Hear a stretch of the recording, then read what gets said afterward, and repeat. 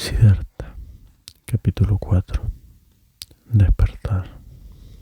Al abandonar el bosque donde había dejado a Buda, el ser perfecto, y a Govinda, Siddhartha sintió que entre esos árboles abandonaba a sí mismo su vida pasada, ahora desprendida de él. Esta sensación, que lo llenaba por entero, ocupaba su espíritu mientras se iba alejando a paso lento. Reflexionó hondamente, sumergiéndose en esa sensación como en aguas muy profundas, hasta tocar fondo, hasta el lugar en que reposan las causas últimas, pues desentrañar las causas últimas era, según él, la verdadera forma de pensar. Solo así las sensaciones se convierten en conocimientos y, en vez de diluirse, adquieren contenido y empiezan a irradiar lo que hay en ellas. Siddhartha siguió meditando mientras avanzaba lentamente. Ya no era un joven, constató, sino que se había convertido en un hombre. Constató a sí mismo como algo se había desprendido de él, como la piel vieja se desprende de las serpientes, que algo ya no existía más en él, algo que lo había acompañado toda su juventud, formando parte de su ser, el deseo de tener maestro y escuchar sus enseñanzas. Se había visto obligado a abandonar el último maestro que encontrara en su camino, el más grande y sabio de los maestros, el más sagrado, Buda. Sí, se había separado de él, no había podido aceptar su doctrina. Sumido en sus meditaciones, Siddhartha aminoró aún el paso y se preguntó qué habías querido aprender realmente con la ayuda de doctrinas y maestros, y qué es lo que ellos no han podido enseñarte, pese a todo lo que te han transmitido.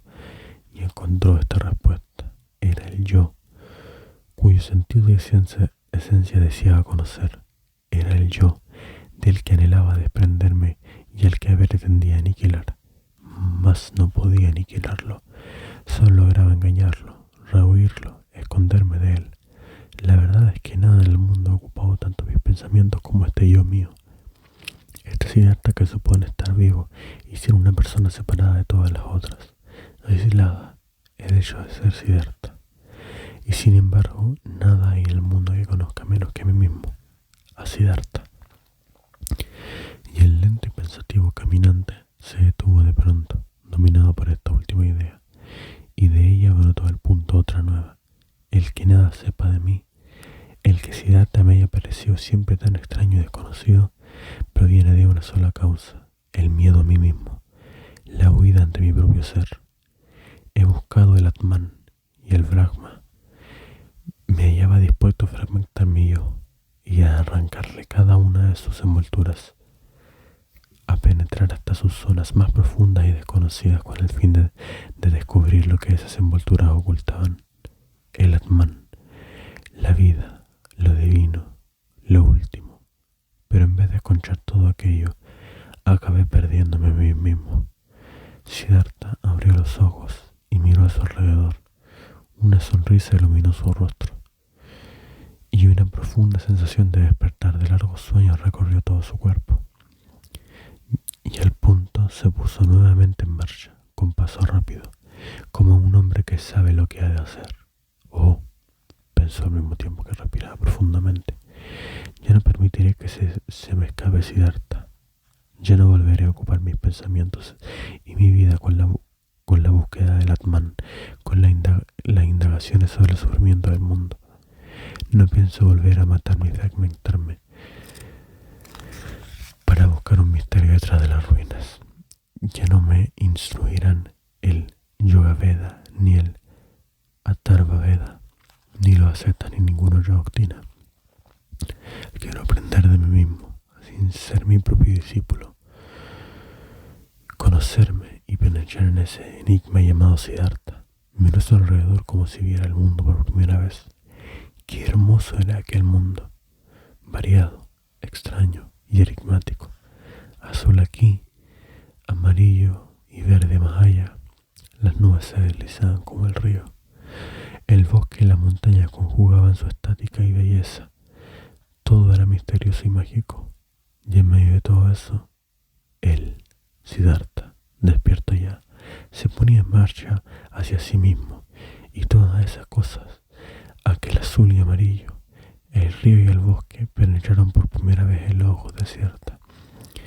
Ya no eran los hechizos de Mara, no eran ya el velo de Maya.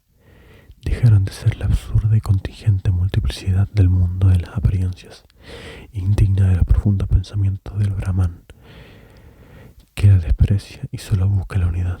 Para él, ahora, el azul era azul y el río era el río. Y aunque en el azul y el río vistos por Siddhartha subsistiera latente la idea de unidad y divinidad, no era menos representativo de la condición divina al ser aquí amarillo. Ahí azul, más allá cielo y bosque, y aquí otra vez Siddhartha. El sentido y la ciencia no se hallaban en ningún lugar entre las cosas, sino en ellas mismas en todo. Qué sordo y limitado ha sido, pensó luego aligerando el paso. Cuando alguien lee un texto cuyo sentido quiere descifrar, no desdeña los significados ni las letras, ni los considera una alusión, un producto del azar o una envoltura sin valor, sino más bien los lee, los estudia y los ama, signo por signo, letra por letra. Pero yo que deseaba leer el libro del mundo y el libro de mi propio ser, desprecié sus signos y sus letras en función de un sentido que les había atribuido de antemano y denominaba ilusión al mundo de las apariencias, considerando mis ojos y mi lengua como fenómenos contingentes y sin valor alguno. Pero esto ya pasó. Me he despertado, estoy totalmente despierto y hoy, por fin, he nacido. Así reflexionaba Siddhartha, cuando de pronto se detuvo en seco, como si hubiese visto una serpiente atravesada en su camino. Pues de improviso cayó también en cuenta de una cosa, él, que en realidad era como un ser recién despierto o como un recién nacido, tendría que empezar su vida desde el principio. Aquella misma mañana, cuando se alejaba del bosquecillo de Jetavana, morada del sublime, y comenzaba a despertarse y a marcharse a sí mismo, tuvo la intención, que además le pareció muy natural y comprensible, de regresar a su tierra y a la casa paterna después de aquellos años de ascetismo. Pero ahora, en ese instante en que se detuvo, como si una serpiente se le hubiese atravesado en el camino, otra idea se impuso en su espíritu. Ya no soy el mismo de antes, ya no soy asceta, ni sacerdote, ni brahman. ¿Qué haría pues en casa de mi padre? ¿Estudiar? ¿Ofrecer sacrificios? ¿Entregarme a la meditación? No. Todo eso ha terminado y no se encuentra en mi camino. Siddhartha permaneció en pie, inmóvil, y durante una fracción de segundo sintió frío en su corazón. Al tomar conciencia de su soledad, sintió que algo semejante a un animalito, un pajarito o una liebre se le helaba en el pecho.